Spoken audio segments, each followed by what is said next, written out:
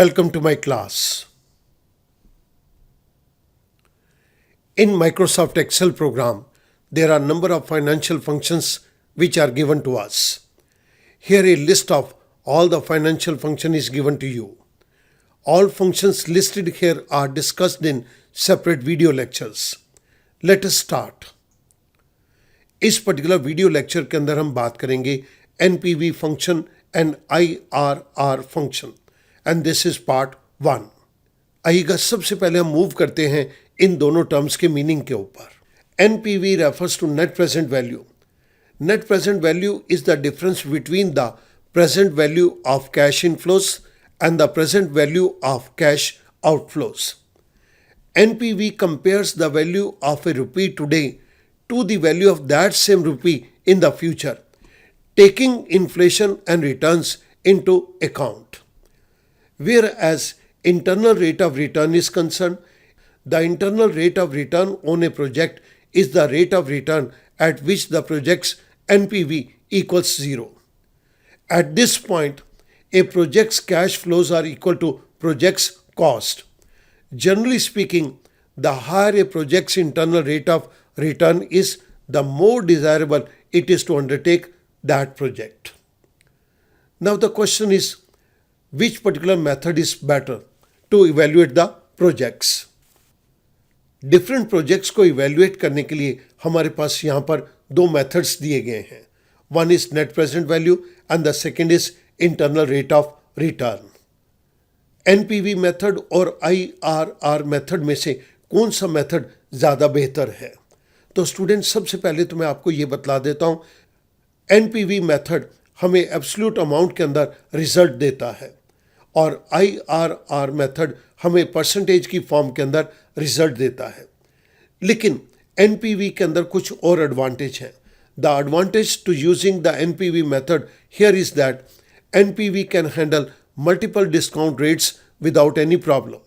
Each cash flows can be discounted separately from the other. So capital budgeting के case के अंदर ये दोनों मेथड ही बहुत प्रोमिनेंट हैं. आइएगा इन दोनों मेथड्स को अंडरस्टैंड करने के लिए हम एक क्वेश्चन को टेकअप करेंगे. इस पर्टिकुलर क्वेश्चन के अंदर हमें कुछ बेसिक इनपुट्स दी गई हैं. The PQR limited is in the process of selecting a capital project. The details of two capital projects A and project B identified by the company are provided below. इन projects के अंदर हमारी rate of interest तो same रहेगा, लेकिन project की initial cost differ कर रही है और इनके कैश इनफ्लोस भी अलग अलग हैं. इन दोनों प्रोजेक्ट्स के अंदर हमें इस बात को चेक करना है which particular project is better for us. यहाँ पर हमें तीन चीज़ों को टेकअप करना है. First, you are required to evaluate the above capital budgeting projects and recommend the project to be implemented so the company earns maximum profit on the basis of NPV method and IRR method using 12% rate of interest. Second, you are required to calculate the value of NPV of project A at the rate of interest of 10% to 15%. The third requirement is that you are required to draw a suitable chart for NPV of project A at the rate of interest of 10% to 15%. सो हमें इस case के अंदर तीन चीज़ों को take up करना है. सबसे पहले तो हमें यहाँ पर NPV एंड IRR मेथड के थ्रू इनकी वैल्यूज़ को इवेल्युएट करना है. Let's move on to the solution part. मैंने सॉल्यूशन के पार्ट के अंदर इन वैल्यूज़ के लिए ऑलरेडी एक स्ट्रक्चर को जनरेट कर दिया so that we do not waste our time. यहाँ पर NPV के सिंटेक्स के अंदर हमें दो आर्गुमेंट्स दिए गए हैं which are mandatory. The first is rate and the second is value 1. इसके बाद नंबर ऑफ वैल्यूज़ को आप इनकॉर्पोरेट कर सकते हैं. Plus at the end we will give the cost. IRR method को हम दो तरह से टेकअप करेंगे.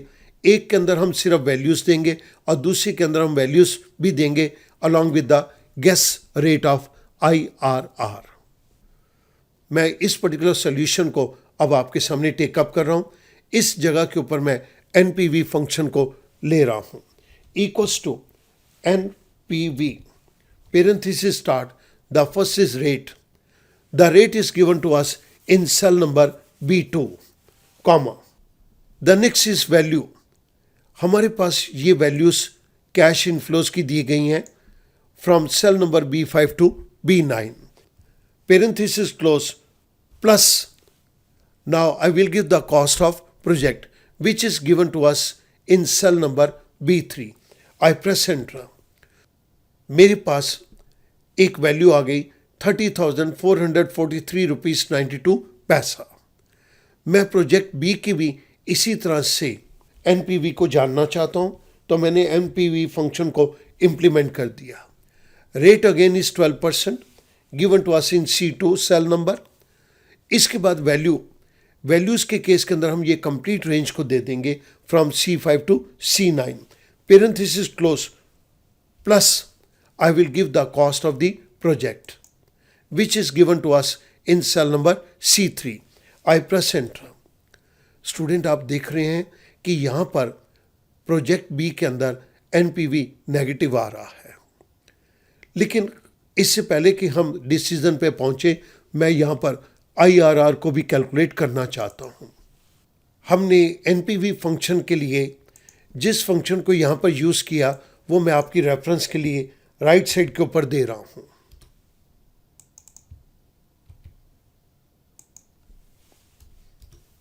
Now we move on to the second method, that is IRR method, internal rate of return method. इसको मैं प्रोजेक्ट ए के लिए यहां पर कैलकुलेट कर रहा हूं IRR. Parenthesis start. इसके अंदर हमारे पास दो आर्गुमेंट्स दिए गए हैं. सबसे पहला आर्गुमेंट मैंडेटरी है और दूसरा आर्गुमेंट ऑप्शनल है. मैं आपके लिए ये दोनों आर्गुमेंट्स को टेकअप करूंगा. सबसे पहले वैल्यूज़ के केस के अंदर हमने ये कंप्लीट आउटफ्लो और इनफ्लो को दे दिया, कॉमा. गैस केस के अंदर मैं इस 12% रेट ऑफ इंटरेस्ट को ही टेकअप कर रहा हूँ. Parenthesis close. आई प्रेस एंटर. आप यहाँ पर देख रहे हैं कि हमारे पास 1% आ गई, 16%. हमने जिस पर्टिकुलर फंक्शन को यहाँ पर यूज़ किया मैं वो आपकी रेफरेंस के लिए राइट साइड के ऊपर दे रहा हूं. यहां पर हमारे पास वैल्यू थी 16%. प्रोजेक्ट बी के केस के अंदर अब मैं इंटरनल रेट ऑफ रिटर्न को टेकअप करूंगा, equals to IRR. Parenthesis start. मैंने कंप्लीट वैल्यूज को यहां पर दे दिया.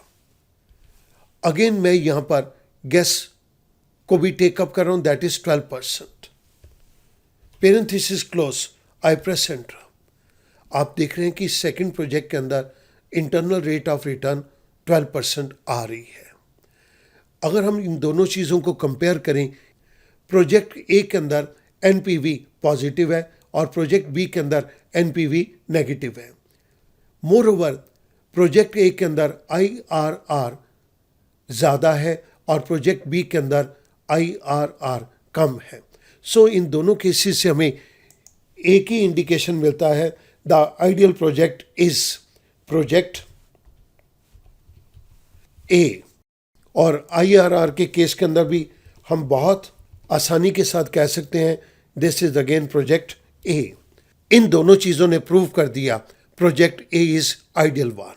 अब मैं यहाँ पर IRR को कैलकुलेट करूँगा for project A, that is without gas, equals to IRR. मैं सिंपली ये वैल्यूज़ को टेकअप करूँगा. I press enter. आप देख रहे हैं कि मेरे पास 16% आ गया. हमने जिस फंक्शन को यहाँ पर यूज़ किया वो मैं आपकी रेफरेंस के लिए दे रहा हूँ. यहाँ पर हमारा फर्स्ट रिक्वायरमेंट कंप्लीट हो जाती है.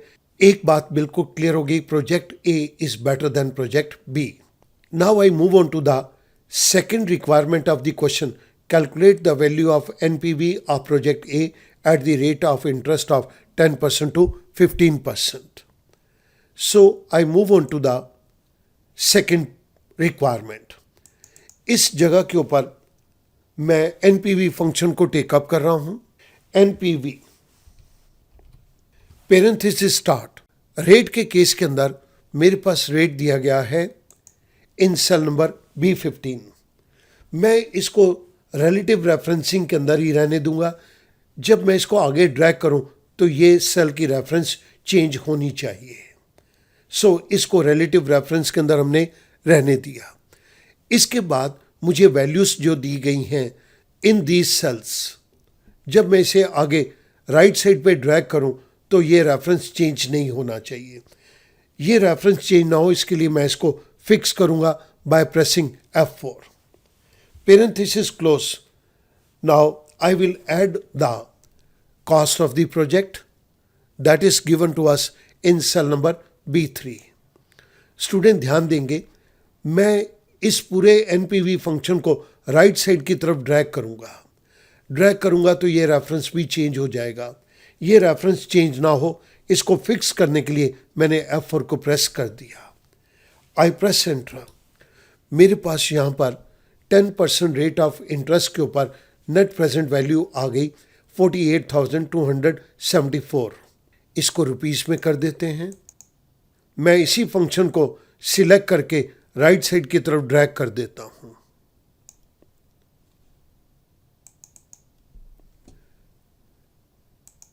स्पेस कम होने की वजह से यहां पर हमारे पास हैश सिंबल आ गया।